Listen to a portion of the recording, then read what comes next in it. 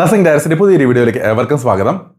എല്ലാ കുട്ടികളും പ്രത്യേകിച്ച് കേരളത്തിലേക്ക് അഭ്യാസ നഴ്സിംഗ് പാരാമെഡിക്കൽ കോഴ്സുകൾ ഉറ്റുനോക്കുന്ന കുട്ടികളെല്ലാം തന്നെ അന്വേഷിക്കുന്ന ഒരു കാര്യമാണ് LBS അഥവാ ലാൽ ബഹദൂർ ശാസ്ത്രി സെന്ററിന്റെ അലോട്ട്മെന്റ് പ്രോസസ്സുകളാണ്.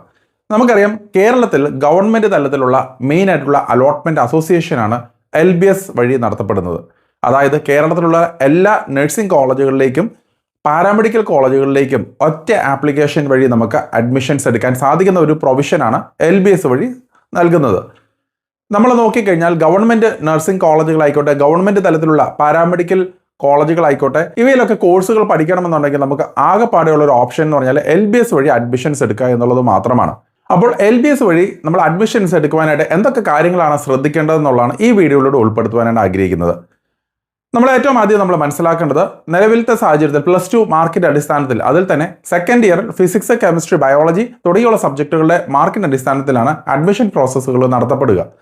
അതിൽ തന്നെ സെക്കൻഡ് ഇയർ വരുന്ന ഫിസിക്സ്, കെമിസ്ട്രി, ബയോളജി തുടങ്ങിയുള്ള സബ്ജക്റ്റുകളിലൊക്കെ ഇൻഡെക്സ് മാർക്കുകളായിട്ട്, അതായത് ഏകദേശം 300ലേക്ക് ഒരു മാർക്കായിട്ട് കൺവേർട്ട് ചെയ്തിട്ട് ആ ഒരു ഇൻഡെക്സ് മാർക്കിന്റെ അനുപാതത്തിലാണ് നമ്മൾ ഇവിടെ അഡ്മിഷനുള്ള സാധ്യതകൾ നമുക്ക് മനസ്സിലാക്കാൻ കഴിയുന്ന ഒരു കാര്യം. അപ്പോൾ ഏറ്റവും ആദ്യം നമ്മൾ ശ്രദ്ധിക്കേണ്ടത് ഇതിൻ്റെ ആപ്ലിക്കേഷൻ പ്രോസസ്സുകൾ എങ്ങനെ നമ്മൾ നൽകാം എന്നുള്ളതാണ്. അപ്പോൾ ആപ്ലിക്കേഷൻ കൊടുക്കുന്ന വേളയിൽ നിരവധിയായിട്ടുള്ള ഡോക്യുമെൻറ്റുകൾ, അതായത് സപ്പോർട്ടിംഗ് ഡോക്യുമെൻറ്റുകൾ നമ്മളിവിടെ കൊടുക്കേണ്ടതായിട്ടുണ്ട്. നമുക്കറിയാം, LBSൽ നിരവധിയായിട്ടുള്ള റിസർവേഷൻ കാറ്റഗറീസ് ഉണ്ട്. അപ്പോൾ അങ്ങനെയുള്ളതുകൊണ്ട് തന്നെ ആ ഒരു റിസർവേഷനുമായിട്ട് ബന്ധപ്പെട്ട ആൾക്കാർ, അതിനുമായിട്ട് ബന്ധപ്പെട്ട ഡോക്യുമെൻറ്റുകൾ നമ്മൾ സബ്മിറ്റ് ചെയ്യേണ്ടതായിട്ടുണ്ട്. നമുക്ക് ഏതൊക്കെ ഡോക്യുമെൻറ്റുകളാണ് നമ്മൾ LBSലേക്ക് ആപ്ലിക്കേഷൻ കൊടുക്കുവാനായിട്ട് റെഡിയാക്കേണ്ടതെന്നുള്ളത് നമ്മൾ പരിശോധിക്കാം. ഏറ്റവും ആദ്യം നമ്മൾ ശ്രദ്ധിക്കേണ്ട ഒരു കാര്യം, കേരളൈറ്റ് ആയിട്ടുള്ള ഒരു കുട്ടികൾ മാത്രമാണ് നമുക്ക് LBSലേക്ക് അപേക്ഷിക്കാൻ സാധിക്കുകയുള്ളൂ. അതുകൊണ്ട് തന്നെ നമ്മൾ കേരളൈറ്റ് ആണെന്ന് തെളിയിക്കുവാനുള്ള ബർത്ത് സർട്ടിഫിക്കറ്റോ അല്ലെങ്കിൽ കേരളത്തിൽ ജനിച്ചതാണെന്ന് തെളിയിക്കുവാനുള്ള സർട്ടിഫിക്കറ്റുകളൊക്കെ നിങ്ങൾക്ക് ഹാജരാക്കാൻ സാധിക്കുന്നതാണ്. അഥവാ കുട്ടി കേരളത്തിൽ ജനിച്ചതല്ല എന്നുണ്ടെങ്കിലും ചില സാഹചര്യങ്ങളിൽ നേറ്റിവിറ്റി സർട്ടിഫിക്കറ്റുകൾ നമുക്ക് കരസ്ഥമാക്കാൻ സാധിക്കുന്നതാണ്. ഒരു പക്ഷേങ്കിൽ അവരുടെ പേരൻസ് എല്ലാം കേരളത്തിലുള്ളവരായിരിക്കും, കേരളത്തിൽ നിന്ന് വിദേശത്തേക്ക് മൈഗ്രേറ്റ് ചെയ്തവരായിരിക്കാം. അങ്ങനെയുള്ള ചില സാഹചര്യങ്ങളിൽ ഒരു പക്ഷേങ്കിൽ നേറ്റിവിറ്റി സർട്ടിഫിക്കറ്റുകൾ നിങ്ങൾ കരസ്ഥമാക്കാൻ സാധിക്കുന്നതാണ്. അങ്ങനെ നേറ്റിവിറ്റി സർട്ടിഫിക്കറ്റ് ഉണ്ടെങ്കിലും നിങ്ങൾക്ക് കേരളത്തിൽ LBSലേക്ക് അപേക്ഷിക്കാൻ സാധിക്കുന്നതാണ്. അല്ലാതെ നിങ്ങൾ കേരളത്തിന് പുറത്ത് ജനിച്ചവരോ അല്ലെങ്കിൽ പുറത്ത് തന്നെ സെറ്റിൽ ആയിട്ടുള്ളവരോ ഈ നേറ്റിവിറ്റി സർട്ടിഫിക്കറ്റുകൾ ഇല്ലാതെയൊക്കെ വന്നു കഴിഞ്ഞാൽ പലപ്പോഴും നമ്മുടെ ആപ്ലിക്കേഷൻസ് റിജക്റ്റ് ആകാനുള്ള സാധ്യതകൾ കാണുന്നുണ്ട്. അപ്പോൾ ഈ ഒരു കാര്യം കഴിഞ്ഞതിന് ശേഷം നമ്മൾ അടുത്തതായിട്ട് നമ്മൾ ശ്രദ്ധിക്കേണ്ടത് നമുക്ക് റിസർവേഷൻ കാറ്റഗറീസ് ആണ്. അപ്പോൾ റിസർവേഷൻ കാറ്റഗറീസ് നമ്മൾ നോക്കിക്കഴിഞ്ഞാൽ ഏകദേശം 3 നമുക്ക് കാറ്റഗറൈസ് ചെയ്യാം. ഒന്ന് ജനറൽ കാറ്റഗറി വിഭാഗം, അതുകൂടാതെ തന്നെ EWS കാറ്റഗറി, വീണ്ടും SC ST ഒരു കാറ്റഗറിയാണ്, വീണ്ടും SC BSc അല്ലെങ്കിൽ OBC വിഭാഗത്തിലുള്ള ഒരു കാറ്റഗറി. അപ്പോൾ ജനറൽ കാറ്റഗറി വിഭാഗം മാറ്റി നിർത്തി കഴിഞ്ഞാൽ ഏകദേശം ഈ ഒരു 3 കാറ്റഗറിയാണ് നമുക്കിവിടെ കാണാനായിട്ട് സാധിക്കുക. ഇതിൽ തന്നെ ഗവൺമെൻറ് കോളേജുകളിൽ, അത് നഴ്സിംഗ് ആയിക്കോട്ടെ പാരാമെഡിക്കൽ ആയിക്കോട്ടെ, പ്യുവർ ഗവൺമെൻറ് കോളേജുകളിലൊക്കെ ആണെന്നുണ്ടെങ്കിലും 50% സീറ്റുകൾ മാത്രമാണ് ജനറൽ കാറ്റഗറി വിഭാഗത്തിലേക്ക് മാറ്റി വെച്ചിരിക്കുന്നത്. ബാക്കി 50% റിസർവേഷനാണ് മാറ്റി വെച്ചിരിക്കുന്നത്.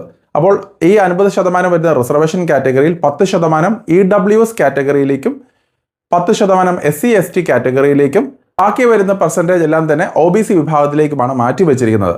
അതുപോലെ തന്നെ സെൽഫ് ഫിനാൻസിങ് കോളേജുകളിലാണെങ്കിലും LBSൽ നമുക്ക് സീറ്റ് റിസർവേഷൻസ് ഉണ്ട്. അപ്പോൾ 50% വരുന്ന സീറ്റുകളെല്ലാം തന്നെ LBS വഴിയാണ് ഫില്ല് ചെയ്യപ്പെടുക. അവിടെ നോക്കിക്കഴിഞ്ഞാൽ ഏകദേശം 40% വരുന്ന സീറ്റുകളാണ് റിസർവേഷൻ കാറ്റഗറിയിൽ ഉണ്ടാവുക. 60% ജനറൽ കാറ്റഗറി വിഭാഗത്തിലേക്കുള്ള കുട്ടികൾക്കായിരിക്കും നൽകപ്പെടുക.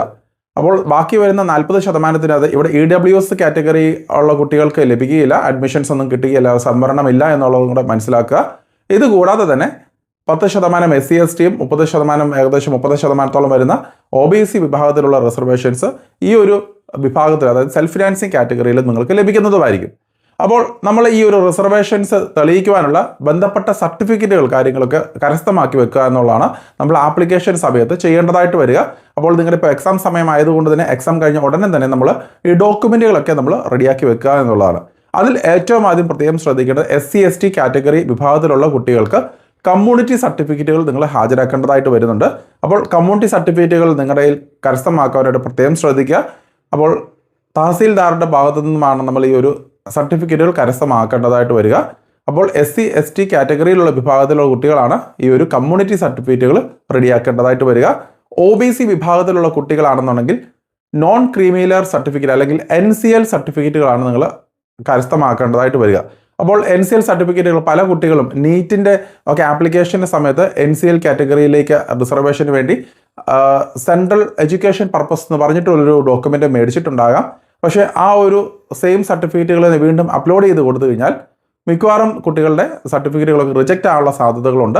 അതുകൊണ്ട് തന്നെ നിങ്ങൾ പരിശോധിക്കേണ്ട ഒരു കാര്യം, LBSലേക്ക് അപേക്ഷകൾ സമർപ്പിക്കുമ്പോൾ NCL കാറ്റഗറിയിൽ സ്റ്റേറ്റ് എഡ്യൂക്കേഷൻ പർപ്പസിന് വേണ്ടിയുള്ളതാണോ എന്നുള്ളത് പരിശോധിക്കുക. അപ്പോൾ ഏറ്റവും ടോപ്പിലായിട്ട് നിങ്ങൾക്കത് വ്യക്തമായിട്ട് ലേബൽ ചെയ്തിട്ടുണ്ടാകും. അത് മനസ്സിലാക്കിയിട്ട് മാത്രം നിങ്ങൾ അത് അപ്ലോഡ് ചെയ്ത് കൊടുക്കുക. ഇല്ല എന്നുണ്ടെങ്കിൽ വീണ്ടും സെപ്പറേറ്റ് ആയിട്ടൊരു NCL സർട്ടിഫിക്കറ്റുകൾ നിങ്ങൾ വില്ലേജ് ഓഫീസറുടെ ഭാഗത്തു നിന്ന് നിങ്ങൾ കരസ്ഥമാക്കേണ്ടതായിട്ട് വരുന്നുണ്ട്. അതുപോലെ തന്നെ EWS കാറ്റഗറിയിൽ, അതായത് മുന്നോക്കക്കാരിൽ പിന്നോക്കം നിൽക്കുന്ന കാറ്റഗറിയാണ് EWS കാറ്റഗറി എന്ന് പറയുന്നത്, എക്കണോമിക്കലി വീക്കർ സെക്ഷൻ എന്ന് പറയുന്നത്. അപ്പോൾ ഗവൺമെൻറ് കോളേജുകളിൽ മാത്രമാണ് 10% സംവരണം ലഭിക്കുക. അപ്പോൾ അത്യാവശ്യം നല്ല രീതിയിൽ തന്നെ ഹൈ മാർക്കിൽ നിൽക്കുന്ന കുട്ടികൾ, അല്ലെങ്കിൽ ഏറ്റവും ടോപ്പായിട്ട് നിൽക്കുന്ന കുട്ടികൾക്കാണ് അത് കുറച്ചും കൂടെ അത് ബെനിഫിറ്റ് ആയിട്ട് വരിക. അപ്പോൾ അങ്ങനെയുള്ള കുട്ടികളെ സംബന്ധിച്ചെന്ന് പറയുമ്പോൾ EWS സർട്ടിഫിക്കറ്റുകളും കൂടെ നിങ്ങൾ കരസ്ഥമാക്കി വെക്കുക എന്നുള്ളതാണ് സജസ്റ്റ് ചെയ്യാനുള്ളത്. അതും വില്ലേജ് ഓഫീസിൽ നിന്ന് നമുക്ക് ലഭിക്കുന്ന സർട്ടിഫിക്കറ്റുകളാണ് EWS സർട്ടിഫിക്കറ്റ് എന്ന് പറയുന്നത്. ഇത് കൂടാതെ തന്നെ നമ്മൾ ക്രിസ്ത്യൻ മുസ്ലിം വിഭാഗത്തിലുള്ള കുട്ടികൾക്ക് നമുക്ക് മൈനോറിറ്റി സർട്ടിഫിക്കറ്റ്, ഏതാനും ചില സീറ്റുകൾ മൈനോറിറ്റി ഇൻസ്റ്റിറ്റ്യൂഷൻസ് ആയിട്ടുള്ള കോളേജുകളിൽ ആ ഒരു മൈനോറിറ്റി സീറ്റുകൾ ലഭിക്കുവാനായി ഏകദേശം 3-4 സീറ്റുകൾ LBSൽ തന്നെ മൈനോറിറ്റി സീറ്റുകളായിട്ട് മാറ്റി വെച്ചിട്ടുണ്ട്. അപ്പോൾ ആ മൈനോറിറ്റി സീറ്റുകൾ ലഭിക്കുവാനായിട്ട് ആ ബന്ധപ്പെട്ട സർട്ടിഫിക്കറ്റുകൾ വില്ലേജ് ഓഫീസിൽ നിന്ന് നിങ്ങൾ കരസ്ഥമാക്കേണ്ടതായിട്ടുണ്ട്. ഒരു പക്ഷേങ്കിൽ ഇപ്പോൾ മുസ്ലിം കുട്ടികളൊക്കെ NCL കാറ്റഗറി പെടുന്നതായതുകൊണ്ട് തന്നെ ആ ഒരു സർട്ടിഫിക്കറ്റുകളും ഒരു പക്ഷേങ്കിൽ നിങ്ങൾക്ക് ഹാജരാക്കിയാൽ മതിയാകും. പക്ഷേ ക്രിസ്ത്യൻ കുട്ടികളെ സംബന്ധിച്ചെന്ന് പറയുമ്പോൾ അവർ ജനറൽ കാറ്റഗറി വിഭാഗത്തിലായതുകൊണ്ട് തന്നെ അവർ മൈനോറിറ്റി സർട്ടിഫിക്കറ്റുകൾ സെപ്പറേറ്റ് ആയിട്ട് തന്നെ ഹാജരാക്കേണ്ടതായിട്ട് വരുന്നുണ്ട്. അപ്പം ഇത്രയും ഡോക്യുമെൻറ്റുകളാണ് വളരെ ഇമ്പോർട്ടൻ്റ് ആയിട്ട് നമ്മൾ മനസ്സിലാക്കേണ്ടതായിട്ട് വരിക.